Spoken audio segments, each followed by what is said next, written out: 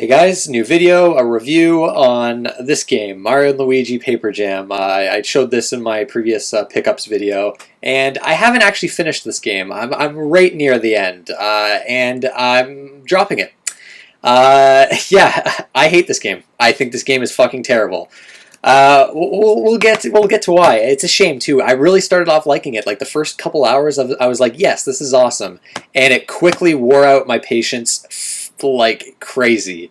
And it's mostly to do with gameplay. Why I hate this game. I think it's easily the worst game in this series, and I've been a long-time fan of this series. I think it's easily the worst, much worse than even Dream Team, which I thought was a fairly boring game, and it was fairly safe and predictable. It had pacing issues. And had these giant battles that were really irritating, and some other really annoying gimmicks. But yeah, I think this is the worst in the series, and Mario and Luigi, the series is dead to me now. Like fuck this game, fuck this game so much. I hate it.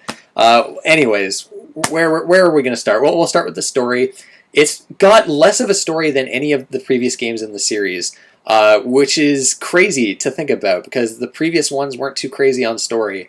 Basically, Luigi knocks over this book, and it gets opened up, and all the characters from the Paper Mario world get transferred into the Mushroom Kingdom. The two Paper Bowsers kidnap the two Princess Peaches, and you've got to go rescue them from Bowser's Castle. That's it. That's the story you get. This series has always had fairly funny writing, but I feel like with each new entry into the series, it's like each game is less interesting and less humorous than the others. Like there's some funny lines here and there, but most of the dialogue in this is kind of dull, and there's actually not a whole lot of it either. Now, one of the big problems with Dream Team was how handholdy it was, and there was so many tutorials in the beginning. This game, luckily, they get you right into things immediately. There's not like a bunch of tutorials. You can just refer to a book if you need help with certain techniques and things like that. So it gets off to a quicker start. But yeah, the story is non-existent basically. And you'd think with kind of adding the paper element to the Mario and Luigi series could create some interesting angles with the story, but nope, it's just wasted potential basically. But that's not the really disappointing part to this game. That's the gameplay, which we'll start off with the good. Let's talk about the good parts of this game. Well, actually, the only good part of this game, as far as gameplay goes, and that's the battle system. The battle system here is just as good as it's always been. It's very skill and reflex based, where you have three characters, Paper Mario, Mario, and Luigi, and they're each on a different button. A button for Mario, B, Luigi, and Y for Paper Mario. And when an enemy attacks you, you have to actually actively dodge with those buttons, and then when you attack an enemy, you have to actively attack them. So jump attack, if you press A with Mario right above an enemy's head, you'll do an extra jump and do extra damage. And there's little mini games with the battle system. And the way Paper Mario is incorporated into the battle system is actually pretty interesting, where he's got copies of himself, up to 6, and he's got his own HP bar, but it's less than Mario and Luigi's. And when he takes damage, you'll lose copies, and the more copies you have, the stronger attacks you can do. So that's actually really cool. Another new thing with this game compared to the previous games are the cards. You can get some with amiibos. I didn't really get to test out that feature, but you basically have a set of 10 cards, and you can buy cards at shops, and they give you different bonuses when you use a card, and it doesn't waste a turn or anything like that. So it might be give your characters an extra 25% defense for the next 3 turns. And that I thought was an interesting system. I thought that was fun, kind of creating a deck of 10 cards. And some of them are very, very powerful, and they really helped in battle.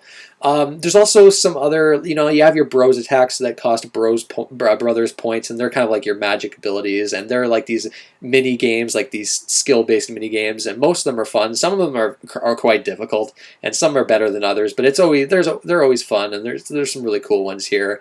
Yeah, basically, the only thing about the battle system I didn't like is that the bosses, I think, go on way too long. They have way too much health. And there's all these mini games that happen with these boss battles where Mario will turn into a paper airplane, and you have to use Mario and Luigi to kind of jump and grab the airplane and dodge attacks. But moving the airplane from the left to right, where you have to jump with Mario and Luigi, takes way too long. and the timing of it is like near impossible. Like it's just and these attacks do so much damage to you. So I found it very hard to dodge attacks that way, and it was just, I don't know, I felt the timing was just a little too unforgiving in those mini games, especially considering the damage that they would do. There's an assist mode that you can turn on if you're having trouble. There's also an easy mode to make things easier for yourself. So it's a very accessible game.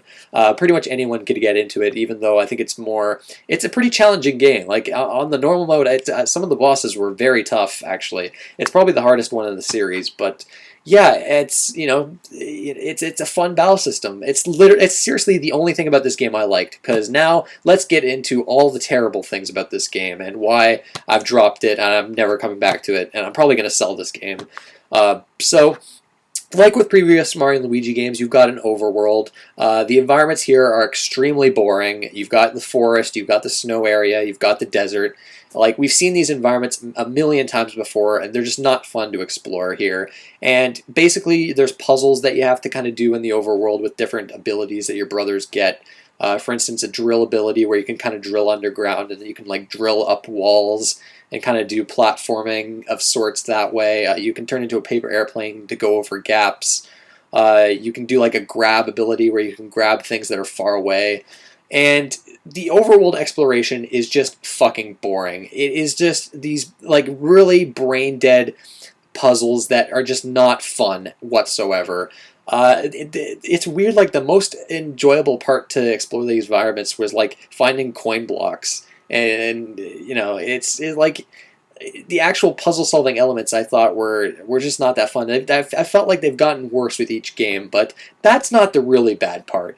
Most of this game, and it's around a 25-hour game from what I understand. I'm like 22 hours and I'm pretty much at the final boss, but most of this game is actually not overworld exploration, it's minigames. This game is just minigame after minigame after minigame, and they are all terrible. Every single one I've come across. This game has so much padding too, where you'll get to these Lakitu houses, and they'll make you do these minigames to get paper toads that you'll need to progress through an environment for whatever reason. And basically you have to do these minigames where you have to find paper toads. And all of these are fucking dreadful. I wish you could have skipped them. Seriously, it would be so great if you could skip these, but nope, they're mandatory. Some of the bad ones include, let's see, a stealth segment where you have to like scour, like look for like these toads in this like area with shy guys that are kind of like patrolling these areas, and if you're caught by them, you fail and you have to collect all 15 or so toads all over again. Extremely annoying. Stealth segments in non-stealth games are always fucking awful, and it's terrible here. Other times you'll have like these trial and error toad hunts where you gotta like pixel, like you're looking for like per pixels basically. Like they're really well hidden, and some of these segments where you have to find the toads, you have a time limit, because time limits are great too. You have like these reflex-based minigames that are really annoying and go on forever. It's just every single one of them I thought was just terrible, and these segments just completely halt the pacing of the game. And I dreaded any time I'd find a new Lakitu house and they were just like, oh, do some more paper toad hunts. Like, these sections are fucking terrible, and there's so many of them. Like, and then throughout the environments, you're also just going to do random mini games. Like, one, you have to like use your grab ability to grab these bombs and throw them at what do you call them? I forget, Kamiks. And if you miss and they hit you, you get hit, right? You have like 3 hits, and if you take 3 hits, you fail, and you have to do it all over again. Like, these kind of mini games, they're just all over the place in this game. Like, and they suck. Like, I really miss when, like, the Mario and Luigi series and the Paper Mario series were just trying to be RPGs and not these gimmick-filled, like, awful, I don't even know what I would call this. It's like, it's barely an RPG if you take away, like, the battle system. It's like this puzzle adventure game that's, like, just not fun at all. Another thing, the big gimmick with this game, each Mario and Luigi game since Inside Story, Partners in Time a little bit, but each game has kind of had this big gimmick. Like Bowser's Inside Story, you had the giant battles, and they kind of sort of made an appearance again in Dream Team.